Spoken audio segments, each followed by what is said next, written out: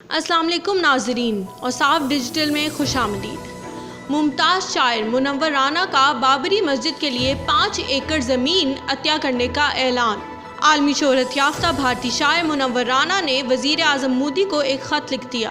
لکھے گئے خط میں بابری مسجد کے لیے اپنی 5 ایکڑ ذاتی زمین عطیہ کرنے کی پیشکش کر دی۔ بھارتی میڈیا کے مطابق اردو ادب کے عہد حاضر کے ممتاز شاعر منور رانا نے وزیر اعظم نریندر مودی کو لکھے گئے ایک خط میں بابری مسجد کی تعمیر کے لیے رائے بریلی میں دریا کے کنارے 5 ایکڑ زمین عطیہ کرنے کی پیشکش کر دی۔ بھارتی سپریم کورٹ نے بابری مسجد کی جگہ پر مندر تعمیر کرنے کا حکم دے دیا تھا۔ منور رانا نے اپنے خط میں مزید لکھا ہے کہ حکومت کی جانب سے بابری مسجد کی تعمیر کے لیے 5 ایکڑ زمین دہنی پور میں مختص کی گئی ہے۔ اب وہاں ایک ہسپتال بنا دیا جائے، جبکہ بابری مسجد کے لیے میری زمین حاضر ہے۔ مودی سرکار نے بابری مسجد کی جگہ رام مندر کا سنگ بنیاد رکھ دیا تھا۔ ٹائمز آف انڈیا سے بات کرتے ہوئے منور رانا کا کہنا تھا کہ دہنی پور میں بابری مسجد کے لیے جگہ دور دراز علاقے میں رکھی ہے۔ یہ بہتر ہوگا کہ اس جگہ ہسپتال بنا دیا جائے، اور میری زمین ایک تاریخی، مذہبی اور ثقافتی شہر میں ہے اور اس تک رسائی بھی آسان ہے، وہاں مسجد تعمیر کر دی جائے۔ واضح رہے کہ بھارتی سپریم کورٹ نے بابری مسجد کی متنازع زمین پر رام مندر کی تعمیر کا حکم دیتے ہوئے مسجد کے لیے 5 ایکڑ زمین مسلمانوں کو دینے کی ہدایت کی تھی۔ تاہم مسلم رہنما اسد اویسی نے پیشکش کو مسترد کرتے ہوئے کہا تھا کہ مسلمانوں کو زمین کی خیرات کی ضرورت نہیں ہے۔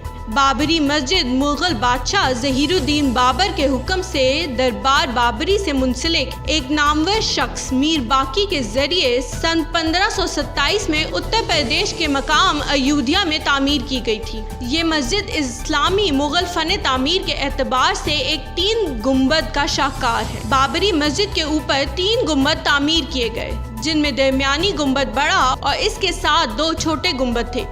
گنبد کے علاوہ مسجد کو پتھروں سے تعمیر کیا گیا تھا، جس میں صحن بھی شامل تھا۔ صحن میں ایک کنواں بھی کھدوایا گیا تھا۔ گنبد چھوٹی اینٹوں سے بنا کر اس پر چونے کا پلستر بھی کیا گیا تھا۔ مسجد کو ٹھنڈا رکھنے کی غرض سے اس کی چھت کو بلند بنایا گیا تھا۔ روشنی اور ہوا کے لیے جالی دار کھڑکیاں نصب تھیں۔ اندرونی تعمیر میں ایک انتہائی خاص بات یہ بھی تھی کہ محراب میں کھڑے شخص کی سرگوشی کو مسجد کے کسی بھی اندرونی حصے میں آسانی سے سنا جا سکتا تھا۔ الغرض یہ کہ اسلامی فن تعمیر کا شاہکار تھا۔ بابری مسجد کو انتہا پسند ہندوؤں کے ہاتھوں شہید اور مسمار کر دیا گیا تھا۔ بھارتیہ جنتا پارٹی نے ایل کے اڈوانی کی قیادت میں سخت گیر تنظیموں کے ساتھ رام مندر کی تعمیر کے لیے ایک تحریک چلائی تھی۔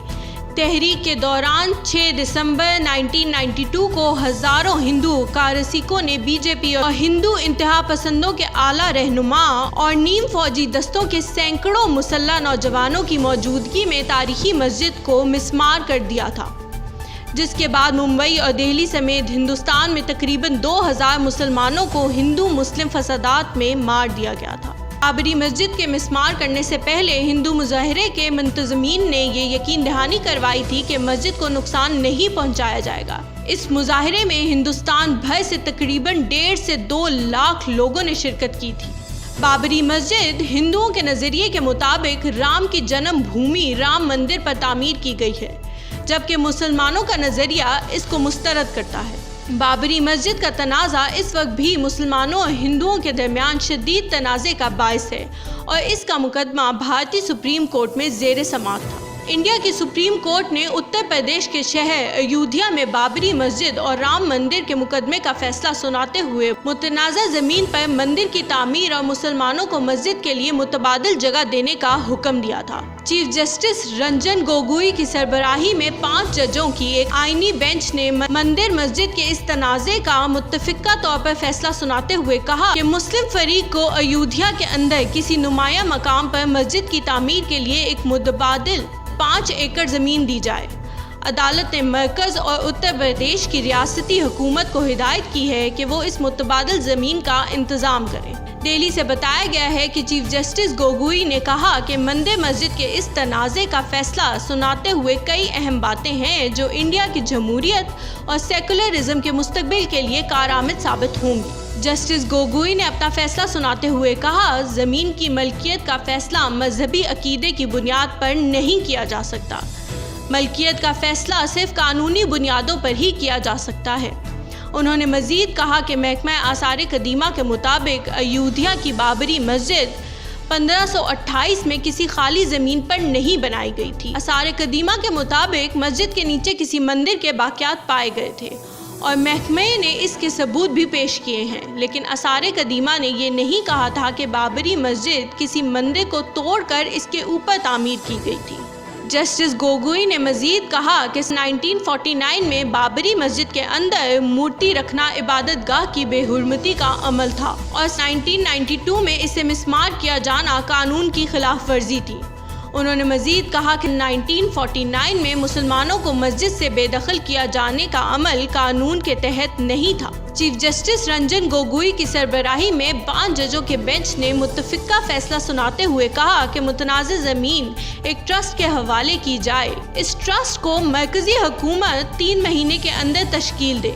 मंदिर मस्जिद के इस पुराने तनाज़े का फैसला सुनाने वाले बेंच की सदारत चीफ जस्टिस रंजन गोगोई कर रहे थे।